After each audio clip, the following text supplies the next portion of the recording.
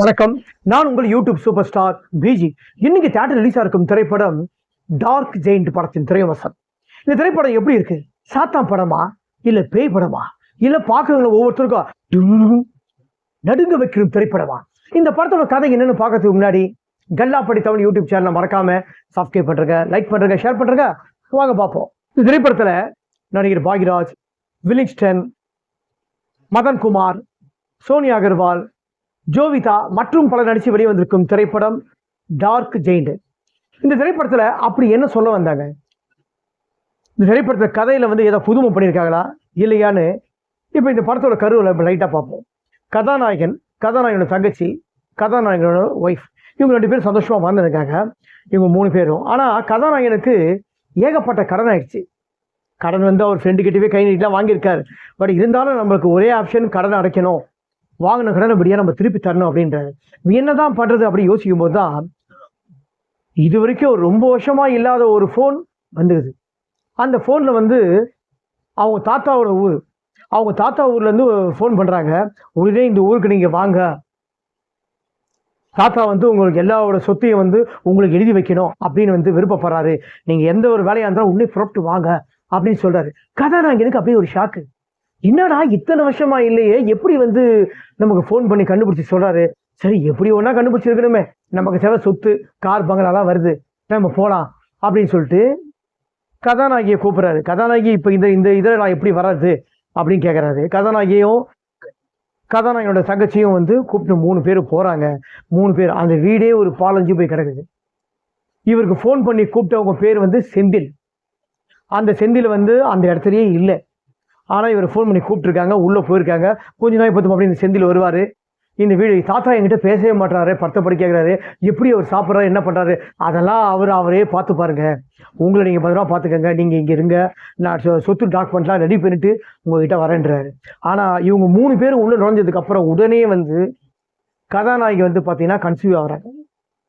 ஆனால் கதாநாயகி கன்சீவ் ஆகுறாங்க, இந்த வீட்டுக்கு ஒரு நல்ல செய்தி வந்திருக்குது அப்படின்னு தங்கச்சி சொல்கிறாங்க. சரி, இந்த வீட்டை சந்தோஷமா இருக்கலாம், நம்ம சொத்தை வித்துட்டு போயிடலாம் நினைக்கிறாங்க. ஆனா இவங்களுக்கு அடுத்து நடக்கிற ஒரு அமானுஷ்யமான ஒரு சம்பவங்கள் பயங்கரமா நடக்கும். ஏன்னா ஊர்ல போயிட்டு அந்த செந்தில் யாரும் விசாரிச்சு வரலாம் பார்க்கலாம், இந்த வீட்டை பத்தி யாரும் விசாரிச்சு வரலாம் பார்க்கலாம்னு சொல்லிட்டு கதாநாயகன் அங்கங்க போறாரு.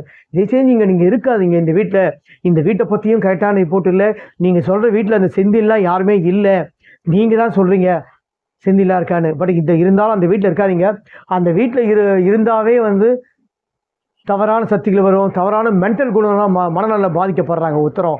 ஸோ நீங்கள் இருக்காதீங்க தம்பின்றாங்க. இவங்கெல்லாம் சில பேர் அவங்க பேச்சு கேட்கல. ஆனால் கதாநாயகன் திடீர்னு மாறிடுறான். அவரோட தங்கச்சியை தூங்கி நிற்கும் போது என்ன பண்ணுவாங்க, அந்த சீன் கொஞ்சம் தியேட்டர்லேயே பயப்படுற மாதிரி ஒரு சீன். திடீர்னு தங்கச்சி தூங்கி நிற்கிறாங்க. தூங்கி நிற்கும் போது திடீர்னு ஒரு சவுண்ட்லாம் கேட்குதுன்னு சொல்லி ஏந்து பார்க்குறாங்க. ஏந்து பார்த்தா அவளோட பெட்ல கதாநாயகன் பத்துனுப்பான். நீ ஏன்டா என் பெட்ல பத்துனுக்குன்னு சொல்லும் போதெல்லாம் ஒரே ஒரு வாய் ஓவர் சிரிப்பான். அந்த மாதிரி சிரிப்பு, அதை மாதிரி சீக்வன்ஸ்லாம் இந்த நல்ல ஒரு சீக்வன்ஸு, பயம் பத்துற மாதிரி சீக்வன்ஸ். அந்த டைம்ல இசை பேக்வர்ட் பிஜிஎம் நம்ம விக்னேஷ் சார் போட்டிருக்காரு. ரொம்ப அழகாக பண்ணியிருக்காரு. ஏன்னா ஒரு பேய் படம், அதாவது சாத்தம் படம், எந்த ஒரு திரைப்படம், ஒரு ஆர்ஆர் திரைப்படத்துக்கு ஒரு பேக்வர்டு மியூசிக் தான் பக்கா பலமாக இருக்கணும். Cinema photographing, but backward music தான் பலம். அதுக்கப்புறம் தான் நடிக்கிறவங்க அந்த பயப்படுற மாதிரி ஒரு ஒரிஜினலாக நடிக்கணும்.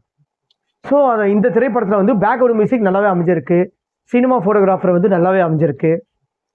இந்த திரைப்படத்தில் அந்த வீட்டில் அவங்க தாத்தா இருக்காரா இல்லையா, இவங்க அம்மாவே இப்படி ஒரு இந்த ஊரை பற்றி ஏன் ஒரு சொல்லலை, இவங்ககிட்ட கதாநாயகன்கிட்ட ஏன் சொல்லலை, அந்த ஊர்ல அப்படி என்னதான் நடந்தது, கதாநாயகனோட அம்மாவுக்கு அப்படி என்னதான் நடந்தது, இதுதான் இந்த திரைப்படத்தோட ஒரு 2 ஹவர்ஸ்க்கு உண்டான படத்தோட கதைன்னு சொன்னா இதுதான்.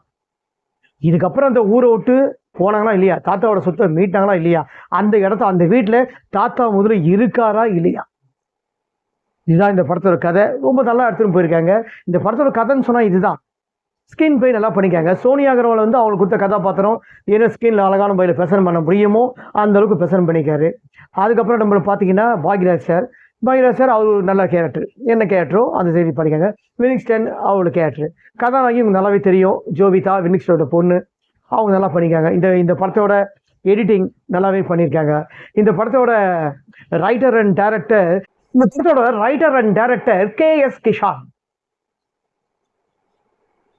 ஓகேங்களா, எல்லாமே அவங்கள நல்லாவே பண்ணியிருக்காரு. இந்த படத்தோட பார்ட் 2 உண்டான நீடு வந்து ரொம்ப அழகாக கொடுத்துருக்காங்க. கிளைமேக்ஸ் இந்த திரைப்படத்தில் ரொம்ப நல்லா இருக்கு. அந்த கிளைமேக்ஸ் வந்து பேக்வர்டு பிஜிஎம் ஆகட்டும், அந்த சாத்தான் காட்டுற சீன் வந்து ரொம்பவே அழகாக நல்லா பண்ணியிருக்காங்க. ஸோ அந்த இடத்துல வந்து சினிமா ஃபோட்டோகிராஃபர் ஆகட்டும், பேக்வர்டு மியூசிக் ஆகட்டும், டைரக்டரோட டச் ஆகட்டும், அந்த இடத்துல வந்து நல்லா கொஞ்சம் ஸ்க்ரீனில் பேச வந்து நல்லா பண்ணிக்காங்க, நல்லா ஃபிக்ஸ் பண்ணிக்காங்க. இந்த திரைப்படம் வந்து என்ன சொல்றதுன்னா ஆஹா ஓஹோ அப்படின்னு சொல்றதை விட்டுட்டு படம் வந்து நல்லா இருக்கு. படம் வந்து இன்னைக்கு ஸ்டேஜில் வந்து நம்ம உள்ள போனால் போர் அடிக்காது, லேக் இல்லாமல் படம் நல்லா ஓடுதா, நல்லாவே ஓடுது படம். ஓகேங்களா, ஸோ குழந்தைங்களோட வந்து கூட்டு போய் நல்லா ஜாலியாக பார்க்கலாம்.